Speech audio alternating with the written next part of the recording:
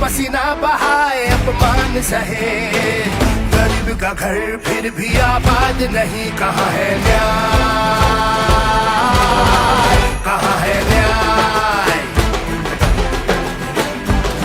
काम की खोज है, पैरों में है छाले, हक को तरसते भारत बनाने वाले। हर सुबह पे है ताले, बोल किसने डाले, है गुरूर जैसा सच छुपाने वाले।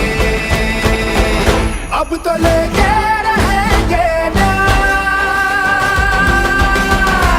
सहो मत डरो मत, सहो मत डरो मत। ನಮಸ್ಕಾರ. ಭಾರತ್ ನ್ಯಾಯ ಯಾತ್ರಾ ಇವತ್ತು 5ನೇ ದಿನವನ್ನು ಪೂರೈಸಿದೆ.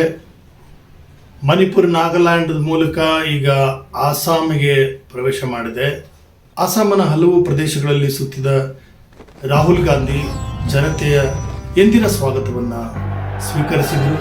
ಜನತೆಯ ಹರ್ಷೋದ್ಗಾರಗಳೊಂದಿಗೆ ರಾಹುಲ್ ಗಾಂಧಿಯನ್ನು ಬರಮಾಡಿಕೊಂಡರು. ಇವರನ್ನು ನೋಡೋದಕ್ಕೆ ಜನಸಾಮಾನ್ಯರು, ಯುವಕರು, ಮಕ್ಕಳು, ಮಹಿಳೆಯರು ಎಂದಿನಂತೆ ಸಾವಿರಾರು ಸಂಖ್ಯೆಯಲ್ಲಿ ನೆರೆದಿದ್ದರು. ಭಾರತ ನ್ಯಾಯ ಯಾತ್ರೆ 5ನೇ ದಿನವೂ ಕೂಡ ಅತ್ಯಂತ ಸಂಭ್ರಮದ ದಿನವನ್ನು ಕಂಡಿತು. ಒಂದು ಕಾಲದಲ್ಲಿ ಕಾಂಗ್ರೆಸ್ನಲ್ಲಿ ಗುರುತಿಸಿಕೊಂಡಿದ್ದಂತಹ ಹೇಮಂತ್ ಕುಮಾರ್ ಬಿಸ್ವಾ ಮುಖ್ಯಮಂತ್ರಿಯಾಗಿರುವ ಅಸ್ಸಾಂ ರಾಜ್ಯಕ್ಕೆ ರಾಹುಲ್ ಗಾಂಧಿ ಭಾರತ ಜೋಡೋ ನ್ಯಾಯ ಯಾತ್ರಾ ಪಾದಾರ್ಪಣೆ ಮಾಡಿದೆ. सबसे बड़ा मुद्दा बेरोजगारी है. मैं अगर यहाँ पूछूं, सवाल पूछूं, ರಾಹುಲ್ ಗಾಂಧಿ ಅವರು ಎಂದಿನಂತೆ ಕೆಲವು ಪ್ರಮುಖ ವಿಷಯಗಳನ್ನು ಎತ್ತಿದ್ದಾರೆ. ಅದೇ ನಿರುದ್ಯೋಗದ ಸಮಸ್ಯೆ. ಅಸ್ಸಾಂನಲ್ಲಿ ಅದೆಷ್ಟು ಯುವಕರು ನಿರುದ್ಯೋಗಿಗಳಿದ್ದಾರೆ ಕೈ ಎತ್ತಿ ಎಂದಾಗ ಅಲ್ಲಿ ಸೇರಿದ ಬಹುತೇಕ ಯುವಕರ ಕೈ ಮೇಲಿತ್ತು. किसी भी प्रदेश में पूछो, आपको बेरोजगारी ही बेरोजगारी दिखाई देगी. 2-3 उद्योगपतियों के लिए सरकार चलाई जाती है, चाहे एयरपोर्ट्स हो, पोर्ट्स हो. ಅಸ್ಸಾಂನಲ್ಲಿ ನಿರುದ್ಯೋಗದ ಸಮಸ್ಯೆಯನ್ನ ಪ್ರಮುಖವಾಗಿ ರಾಹುಲ್ ಗಾಂಧಿ ಅವರು ಚರ್ಚಿಸಿದ್ರು. ಇದಕ್ಕೆ ಕಾರಣಗಳನ್ನ ಅವರು ಪಟ್ಟಿ ಮಾಡಿ ಹೇಳಿದರು. ತಾವು ಅಧಿಕಾರಕ್ಕೆ ಬಂದರೆ ಈ ನಿರುದ್ಯೋಗ ಸಮಸ್ಯೆಯನ್ನ ಹೇಗೆ ಹೋಗಲಾಡಿಸ್ತೀನಿ ಅನ್ನೋದ್ರ ಬಗ್ಗೆ ಭರವಸೆಯ ಮಾತುಗಳನ್ನ ರಾಹುಲ್ ಗಾಂಧಿ ಅವರು ಆಡಿದರು. जिससे रोजगार बनता है उसको जीएसटी और नोटबंदी से खत्म कर दिया. नतीजा है कि देश के सारे उद्योग एक के बाद एक बंद हो रहे हैं, पब्लिक सेक्टर खत्म हो रहा है और युवाओं को रोजगार नहीं मिल रहा है. ये युवाओं के खिलाफ अन्याय है. सबसे बड़ा अन्याय बेरोजगारी युवाओं के खिलाफ हो रहा है. ये हम देश के सामने रखना चाहते हैं.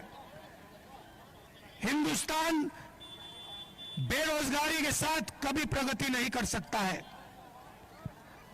हमारा वायदा है, कांग्रेस पार्टी का वायदा है कि जो सरकारी वैकेंसीज हैं उनको हम पूरा भर के आपको देंगे.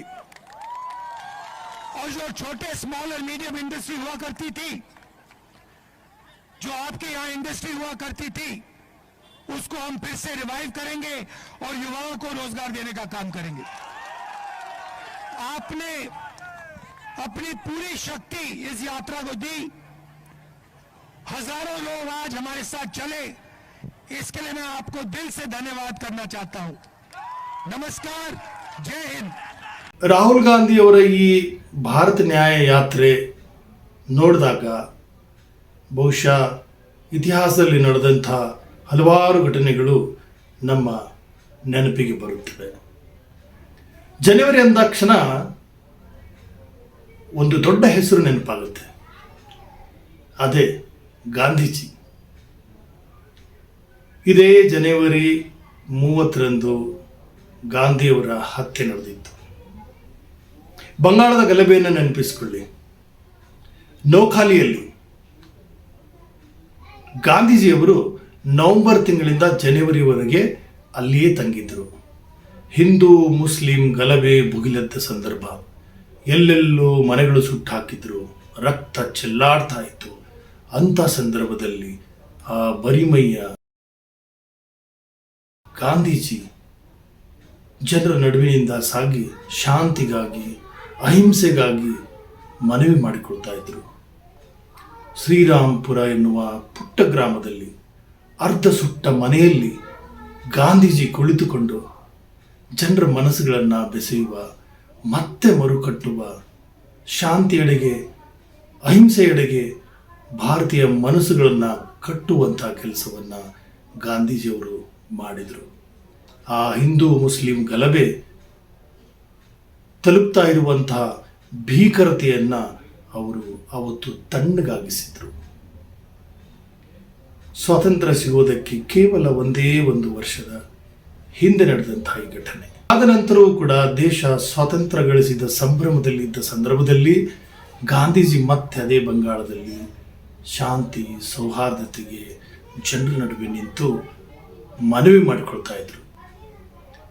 ಇವತ್ತಿನ ರಾಜಕೀಯ ಮತ್ತು ಸಾಮಾಜಿಕ ಸಂದರ್ಭದಲ್ಲಿ ಒಂದೆಡೆ ಸಂಭ್ರಮಕ್ಕೆ ಸಿದ್ಧತೆಗಳು ನಡೀತಾ ಇರುವಂತಹ ಸಂದರ್ಭ, ಮತ್ತೊಂದೆಡೆ ಮಣಿಪುರದಲ್ಲಿ ಅತ್ಯಾಚಾರವನ್ನು ಅನುಭವಿಸಿದಂಥ, ಭೀಕರ ಹಿಂಸೆಯನ್ನು ಅನುಭವಿಸಿದಂಥ ಮಣಿಪುರ, ಹೊತ್ತಿ ಉರಿದ ಮಣಿಪುರ, ಈಶಾನ್ಯ ರಾಜ್ಯಗಳಲ್ಲಿ ಅಸ್ಸಾಂನಲ್ಲಿ ಗುಸ್ಬೇಟಿ ಹೆಸರಲ್ಲಿ ನಡೆದಂಥ ಹಿಂಸೆ, ಇನ್ನಿತರ ಹಲವಾರು ಹಿಂಸಾತ್ಮಕ ಘಟನೆಗಳ ನಡುವೆ ಬೆಂದು ಹೋದಂಥ ಈಶಾನ್ಯ ರಾಜ್ಯದ ಜನರಿಗೆ ಸಾಂತ್ವನ ನೀಡುವುದಕ್ಕೆ ರಾಹುಲ್ ಗಾಂಧಿ ಬೀದಿ ಬೀದಿಯಲ್ಲಿ ಜನರ ಹೃದಯಗಳನ್ನು ಮುಟ್ಟುವಂಥ ಕೆಲಸವನ್ನು ಮಾಡ್ತಿದ್ದಾರೆ. ಅವತ್ತು ಆ ಗಾಂಧಿ ನೋಖಾಲಿಯಲ್ಲಿ, ಇವತ್ತು ಈ ಗಾಂಧಿ ಈಶಾನ್ಯ ರಾಜ್ಯಗಳಲ್ಲಿ. ಇವತ್ತು ಇಷ್ಟೇ. ಮುಂದಿನ ವಿಡಿಯೋದಲ್ಲಿ ಮತ್ತೆ ಭೇಟಿ ಮಾಡೋಣ. ಎಂದಿನಂತೆ ನಮ್ಮ ಜೊತೆ ಇರಿ. ದಯವಿಟ್ಟು ಇನ್ ಕರ್ನಾಟಕ ಚಾನಲ್ ಸಬ್ಸ್ಕ್ರೈಬ್ ಮಾಡಿ, ಲೈಕ್ ಮಾಡಿ, ಶೇರ್ ಮಾಡಿ. ಸಾಧ್ಯವಾದರೆ ತನು ಮನ ಧನಗಳಿಂದ ನಮಗೆ ಪ್ರೋತ್ಸಾಹಿಸಿ, ಬೆಂಬಲಿಸಿ, ನಮ್ಮ ಜೊತೆ ಇರಿ. ನಮಸ್ಕಾರ.